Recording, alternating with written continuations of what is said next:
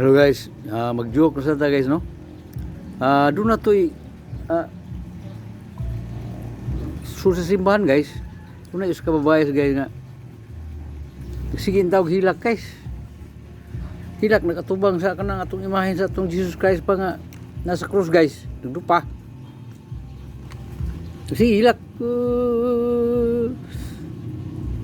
Bangin taong ko Lord. Gayon tao kung papalit bugas Lord, bisag 100 lang Lord. Muna na sige pangayo sa babae guys, kaya wag sila kunoy makaon guys. So darabi guys, diha man say babae nga nakadungo guys. Nakadungo babae. So yung gingnan na yun.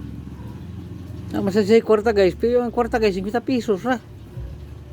So mo to guys. Ingnan din yung babae kuha siya 50 pesos siya.